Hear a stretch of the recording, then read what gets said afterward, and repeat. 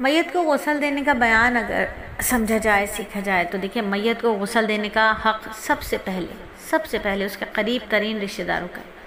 بہتر یہ ہے کہ وہ خود غسل دیں۔ اب ہم دیکھتے ہیں کہ عموماً گھروں میں خواتین جو قریبی رشتہ دار ہوتی ہیں وہ منع کر دیتی ہیں، ہمیں تو دینا ہی نہیں آتا، غسل کیسے دیتے ہیں، ہمیں تو ڈر لگتا ہے۔ اور سگی بہنیں، سگی بیٹیاں وہ کہہ دیتی ہیں ہم تو حالت حیض میں نہلا ہی نہیں سکتے۔ تو یاد رکھیے، یہ اپنے عزیز کی آخری خدمت ہے۔ حدیث شریف میں غسل دینے کی بڑی فضیلت آئی ہے۔ آپ صلی اللہ علیہ وآلہ وسلم کا ارشاد ہے، جو شخص میت کو غسل دے وہ گناہوں سے ایسا پاک ہو جاتا ہے جیسے ابھی ماں کے پیٹ سے پیدا ہوا ہو، اور جو میت پر کفن ڈالے اللہ تعالیٰ اس کو جنت کا جوڑا پہنائیں گے۔ اللہ تعالیٰ اس کو جنت کا جوڑا پہنائیں گے۔ تو جنت کے جوڑے پہننے ہیں نا، اور ایسے ہی پاک صاف ہونا ہے نا گناہوں سے، تو پھر کیوں نہ اتنا آسان کام کر لیا جائے۔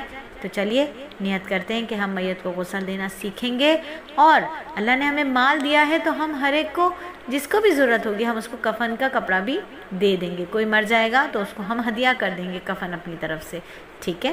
ہاں، گھر کے اندر بھی کفن رکھنا چاہیے، اس نیت سے نہیں کہ میں مروں گی تو میرا ہی ہے، اگر یہ کہہ دیا تو پھر یہ امانت ہو جائے گا، پھر کسی کو نہیں دے سکتے۔ ہاں، اس طرح رکھیں کہ کسی کو بھی ضرورت ہوئی تو ہم اس کو دے دیں گے، گھر میں یا کہیں پر بھی باہر کسی کو ضرورت ہوئی تو ہم اس کو یہ کفن دے دیں گے، تاکہ کیا ہو، ہمیں اللہ تعالیٰ جنت کا جوڑا پہنائے۔ تو جب کفن کا معاملہ ہوگا، غسل دینے کی بات آئے گی، تو کفن دفن کا سب سامان پہلے سے تیار کیا جائے گا۔ نہلانے کا ارادہ ہوگا تو 5 کام کرنے پڑیں گے، ٹھیک ہے۔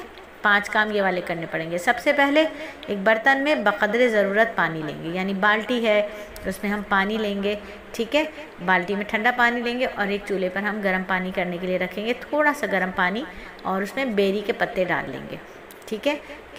جو تختہ ہے نہلانے کا، اب تو باہر سے آ جاتے ہیں، مساجد میں رکھے ہوتے ہیں، وہ تختہ باہر سے جب آئے گا تو اس تختے کو لوبان یا اگربتی وغیرہ سے خوشبودار چیز سے 3 یا 5 یا 7 دفعہ دھونی دے دیں گے، پھر میت کو اس پر لٹا دیں گے، اور اس طرح لٹائیں گے کہ قبلہ میت کے دائیں طرف ہو۔ اگر موقع نہ ہو اور کچھ مشکل ہو تو پھر جس طرح چاہیں لٹا لیں، لیکن اگر موقع ہے اور مشکل بھی نہیں ہے تو پھر اس طرح لٹانا ہے میت کو کہ قبلہ میت کے دائیں طرف، یعنی سیدھے ہاتھ کی طرف ہو۔ کوئی موٹا کپڑا، ایسا موٹا جو میت کے جب پانی ڈلے گا جسم پر اور اس کپڑے پر پانی ڈلے گا تو اندر سے بدن نظر نہ آئے، بدن کی رنگت بھی نہ جھلکے، ٹھیک ہے۔ تو وہ کپڑا جو ہے میت کے مرد اگر ہے تو ناف سے لے کے زانوں تک ڈال دیں گے، اور عورت اگر ہے تو پھر گردن سے لے کر نیچے ٹانگوں تک اس کو ہم کپڑے کو ڈال دیں گے تاکہ میت کا سطر کھلنے نہ پائے۔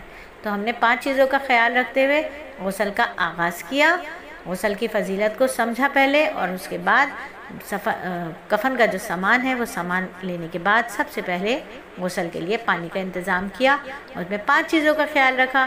ایک برتن میں پانی گرم ہونے رکھا، بیری کے پتے ڈال کے لوبان سے یا خوشبودار چیز سے، اگربتی سے اس تختے کو ذرا سا دھونی دے لی جس پر ابھی مردے کو نہلانا ہے، میت کو لٹانا ہے تو قبلہ رخ اس کا منہ چہرہ کر دیا، پھر کپڑا موٹا اس کے اوپر ڈالا تاکہ اس کے بدن کی رنگت نظر نہ آئے، جھلکے نہیں، اور اس کا سطر نہ کھلنے پائے۔